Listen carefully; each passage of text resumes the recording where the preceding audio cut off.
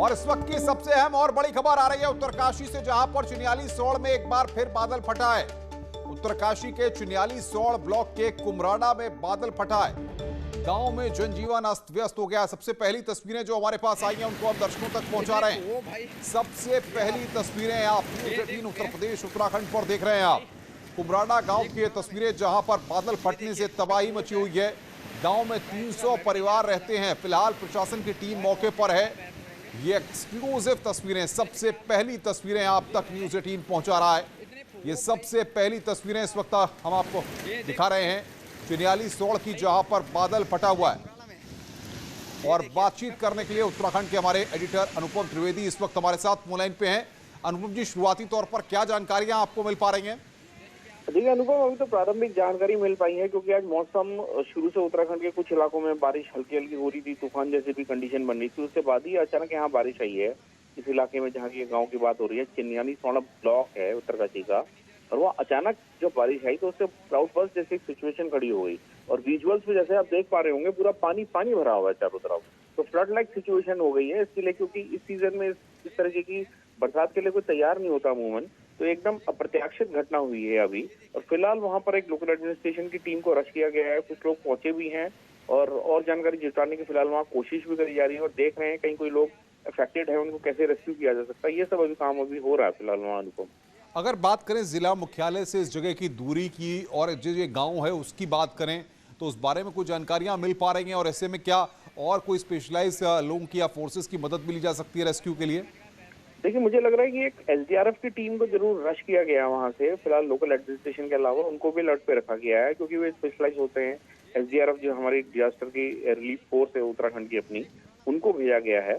और वो भी जाके ये देख पाएंगे कि वहां पर किस तरीके की अनुपम जी, रोकेंगे इस वक्त बातचीत करने के लिए। जिस गांव में बादल फटा है वहां के प्रधान विनोद हमारे साथ जुड़ रहे हैं। विनोद जी, बताइए क्या स्थिति वहां पर इस वक्त है? सर, स्थिति तो बहुत नाजुक है सर। पानी, अभी बारिश बहुत ज्यादा हो रही है। हेलो जी जी बोलिए, सुन रहे हैं हम आपको।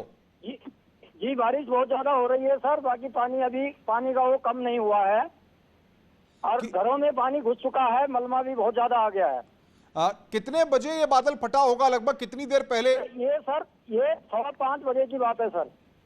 अच्छा, अभी जो लोग हैं वो अपने घरों में ही हैं या फिर कोई दिक्कतें वहां से आप लोग? दिक्कतें हो रही सर, अफरा तफरी का माहौल है। मौसम भी खराब हो रखा है बहुत ज्यादा। अच्छा, कितने लोग उस गांव में रहते हैं, बताइए प्रधान जी।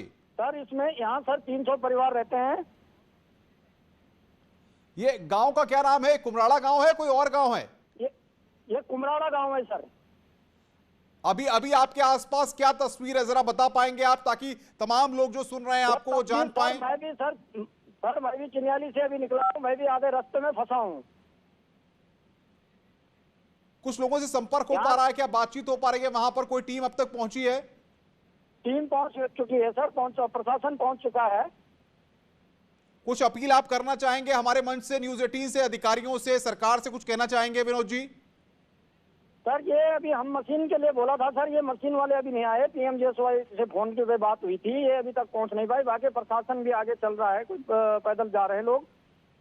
क्या कुछ लोग वहां पर फंसे हुए हैं?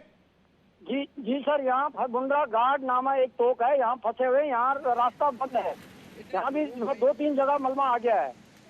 कितने लोग वहां पर फंसे हुए हैं, क्या जानकारी है, बताइए आप जरा। यहाँ पे भी सर ये मेन रोड जाती है सर। यहाँ जो है 40-50 गाड़ियां हैं। बहुत सारे लोग, जो मेन रास्ता है कुमराड़ा जाने की जो सड़क है वो भी बंद हो रखी है। पानी का जो बहाव है क्या वहां पर काफी तेज है? जो तस्वीरें हम दिखा रहे हैं अभी दर्शकों को, उसमें पानी का बहाव बहुत तेज नजर आ रहा है। पानी बहुत तेज है सर। अभी भी हल्का कम हुआ है, लेकिन अभी बारिश फिर और तेज हो रही है। अच्छा, कुछ लोगों से वहां पर आपकी बात हुई है, जैसे क्योंकि आप रास्ते में हैं, वहां पर जो लोग हैं वो क्या जानकारी दे पा रहे हैं? मैं 3 किलोमीटर पीछे हूँ सर, 2 किलोमीटर। अच्छा, वहां पर गांव के लोगों से बात हुई है कुछ? जी, बात हुई है। लोगों में वही है कि थोड़ा डर का माहौल हो गया। लोग इधर उधर भाग रहे हैं वहाँ ना। कोई भैंस इधर उधर बोले, अपने पशु दिक्कत। घरों में पानी घुस चुका है, मलबा पानी। विनोद जी, वहां पर जो मकान है वो पूरी तरह से पक्के मकान है या कच्चे मकान भी वहां पर बने हुए हैं? सर, कुछ कच्चे हैं सर, कुछ पक्के हैं, ज्यादा पक्के हैं। तो आसपास जो आपको जानकारी मिली है कि प्रशासन की टीम वहां पर पहुंच गई है? जी जी, प्रशासन की टीम अभी पहुंची नहीं, सब पहुंचे, वो भी रास्ते में है, वो भी जदोजहद लगे हैं, रास्ते में चल रहे हैं क्योंकि रास्ता बंद है, मेन है। कुछ लोग क्या पानी के बहाव के बीच में भी वहां पर फंसे हुए हैं, इस तरह की कुछ जानकारी आ रही है? नहीं, ऐसा नहीं है सर, ऐसा नहीं है, इतना नहीं है, क्योंकि वो गांव से बीचों बीच रास्ता जाता है। गांव में पानी इधर उधर फैल गया है, घुस गया है मलमा गांव में, अब थोड़ा सा कम हो गई। बिल्कुल विनोद जी, आप वहां पर स्थिति को देख के अपना ख्याल रखिए। लगातार न्यूज़ 18 की टीम भी ये अपील कर रही है और एक्सक्लूसिव तस्वीरें, सबसे पहली तस्वीरें न्यूज़ 18 आप देख सकते हैं। पानी का तेज बहाव। उत्तराखंड के हमारे एडिटर अनुपम त्रिवेदी हमारे साथ लगातार बातचीत करने के लिए बने हुए हैं। अनुपम जी, सरकार ने सबका संज्ञान ले लिया है इन तस्वीरों का जो लगातार हम दिखा रहे हैं? ये पहली तस्वीरें न्यूज़ 18 पहुंचा रहा है तमाम लोगों तक। ये देखिए, अभी आपके विलेज हेड ने भी बताया, ग्राम प्रधान ने भी बताया कि 5:15 के आसपास की घटना है और बमुश्किल अभी 40-45 मिनट ही हो रहे हैं और थोड़ी बहुत एक हल्की फुल्की जानकारी प्रशासन को के माध्यम से यहाँ भी मिल पाई है, क्योंकि पूरा सरकारी अमला, जैसे आप जानते हैं कि कोविड को मद्देनजर रखते हुए पूरी तरह से वहाँ फोकस्ड है। तो अचानक घटना हो गई है और जाहिर तौर पर जो सूचना आ रही है उसके हिसाब से SDRF की एक टीम को भी अलर्ट में रखा गया है, उनको भी बोला गया कि वो मौके पे पहुंचे। अनुपम, इससे पहले भी हमने देखा था अनुपम जी कि बादल फटा था, तब भी तबाही हुई थी और तब भी रेस्क्यू में काफी दिक्कतें पेश आई थी और एक बार फिर यहाँ पर बादल फटने के बाद तबाही मची है। हाँ बिल्कुल अनुपम, देखिए जैसे मैं कह रहा था कि ये सीजन अमूमन होता नहीं बादल फटने का, क्योंकि बरसात के आसपास इस तरह की घटनाएं तो बहुत होती हैं, लेकिन सर्दियों में और ये सीजन जो बिल्कुल हम अभी मई में हैं, तो इस तरह प्रकार की घटनाएं हो जाना ये अपने आप में बड़े क्लाइमेट चेंज की तरफ भी इशारा करता है और एडमिनिस्ट्रेशन भी जाहिर तौर पर इन तरीके की घटनाओं के लिए एकदम तैयार होता नहीं है मानसिक रूप से। तो ये जो घटना होगी तो मुझे लग रहा है इसका संज्ञान लिया और क्या नुकसान हुआ है इसको लेके अब जरूर अब कुछ फटाफट कुछ एक्शन होगा। अनुपम, फिलहाल आपकी सरकार के किसी बड़े मंत्री से या किसी अधिकारी से कोई बातचीत हो पाई है जो बता पा रहे हो कि वो स्थिति पर नजर रखे हुए हैं? अभी फिलहाल कुछ नहीं हो पाया है, क्योंकि जैसे ही मुझे ये विजुअल्स मिले थे हमने फटाफट इसको ऑन एयर जैसे अब करके अभी दर्शकों तक पहुंचा रहे हैं।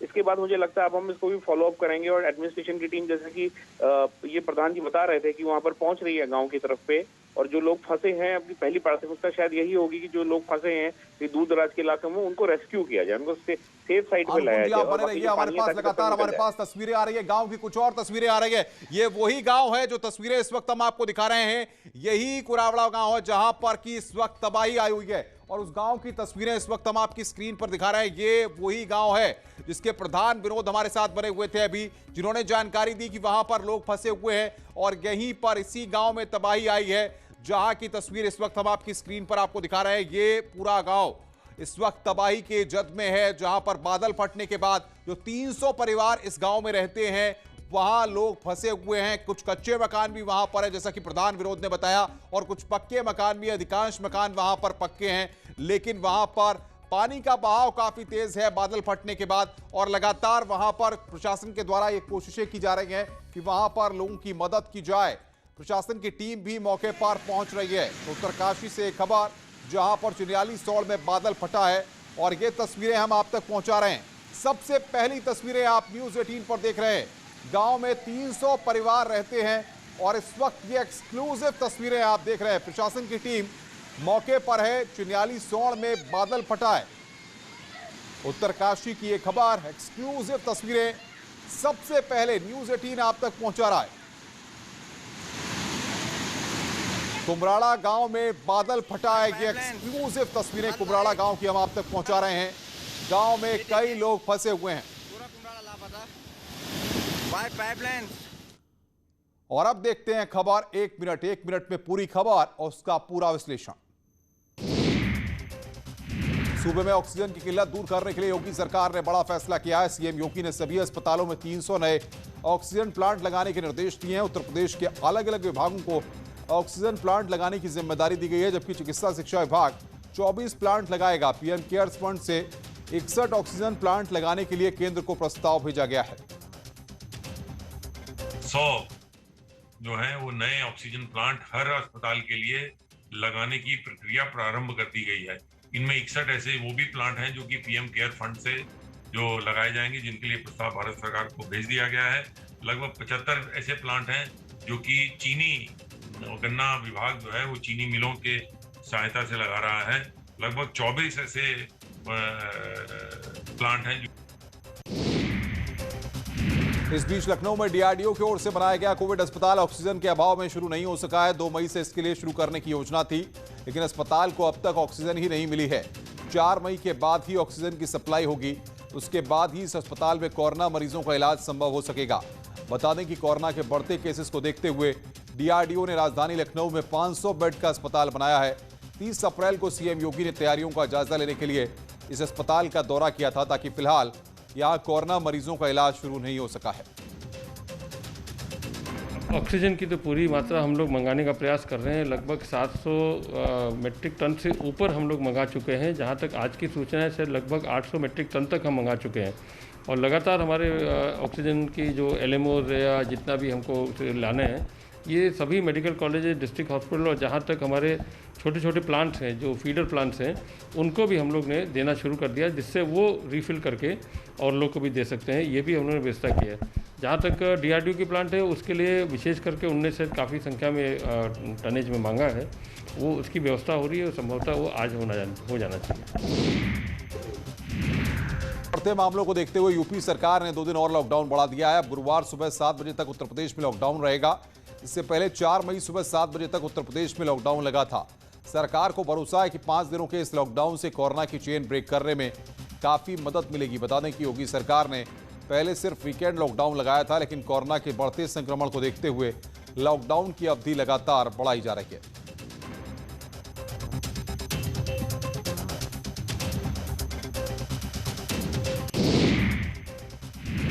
विपक्ष ने इसको लेकर योगी सरकार पर निशाना साधा। एसपी प्रवक्ता अनुराग भदौरिया ने कहा कि जब इलाहाबाद हाईकोर्ट ने 5 शहरों में लॉकडाउन लगाने को कहा तो सरकार इसके लिए राजी नहीं हुई और अब वो यही कर रही है। आज उत्तर प्रदेश में उत्तर प्रदेश की सरकार लॉकडाउन बढ़ा रही है। कमाल है, जब यही हाई कोर्ट ने बोला था कि 5 शहरों में इमीडिएट लॉकडाउन लगा दीजिए क्योंकि कोरोना का संक्रमण फैल रहा है, लोगों की मौतें हो रही हैं, तो सरकार नहीं मानी। सरकार हाई कोर्ट के खिलाफ सुप्रीम कोर्ट चली गई और आज जबकि कोरोना संक्रमण पूरी तरह से उत्तर प्रदेश में फैल चुका है, लोगों की मौतें हो रही है, अफरा तफरी का माहौल है, तब सरकार जगी है। अब सरकार यहां लॉकडाउन बढ़ा रही है। तो सरकार के गलत फैसले की वजह से, सरकार की गलत नीति की वजह से पूरे उत्तर प्रदेश में कोरोना का संक्रमण फैल गया और यहां पे कोरोना से कई लोगों की मौतें हो गई। तो जो कोरोना संक्रमण से लोगों की मौतें हुई हैं, तो क्या ये सरकार की जिम्मेदारी नहीं है? मुझे लगता है इसकी पूरी जिम्मेदारी जिन कोरोना काल में और कोरोना संक्रमण से जिन लोगों की मौतें हुई है, उसकी पूरी जिम्मेदारी उत्तर प्रदेश सरकार की है। कोरोना ने पूरे देश में कहर बरपा रखा है। संक्रमित लोगों का आंकड़ा लगातार बढ़ता जा रहा है। रोज नए रिकॉर्ड बन रहे हैं। पॉजिटिविटी रेट और मोर्टेलिटी रेट में काफी बढ़ोतरी हुई है। महाराष्ट्र, कर्नाटक में कोरोना ने कहर बरपा रखा है। वहीं उत्तर प्रदेश और देश की राजधानी दिल्ली में भी हालत चिंताजनक है। देश में पिछले कई दिनों से संक्रमितों की संख्या 3 लाख से कम होने का नाम नहीं ले रही है। इसी बीच कोरोना के कहर को रोकने के लिए सुप्रीम कोर्ट ने केंद्र और राज्यों से लॉकडाउन को लेकर विचार करने को कहा है। सुप्रीम कोर्ट ने कहा है कि लोकहित में लॉकडाउन पर विचार कर सकते हैं, साथ ही लॉकडाउन के दौरान सरकार खास इंतजाम भी करे। सुप्रीम कोर्ट ने कोरोना संक्रमित लोगों के इलाज के मामले को भी संज्ञान में लेते हुए निर्देश दिया है कि किसी भी मरीज को इलाज से न रोका जाए और आईडी प्रूफ नहीं होने पर भी उनका इलाज किया जाए। कोर्ट ने कहा है कि अस्पताल मरीज को भर्ती करने से मना नहीं कर सकते और हर मरीज का इलाज हो, उसे समुचित दवाएं दी जाएं। बता दें कि देश में 24 घंटे में 3,68,147 नए केस सामने आए हैं। वहीं 3,417 मरीजों की मौत हुई है। स्वागत है। ब्रेक के बाद कोरोना के खिलाफ जंग जारी है। हर कोई इस जंग में अपने तरीके से योगदान दे रहा है। कोई इलाज कर रहा है, कोई वैक्सीन पहुंचा रहा है, कोई साफ सफाई देख रहा है। ऐसे ही एक कोरोना वॉरियर है मध्य प्रदेश के श्याम बैरागी, जो गाकर लोगों को जागरूक कर रहे हैं।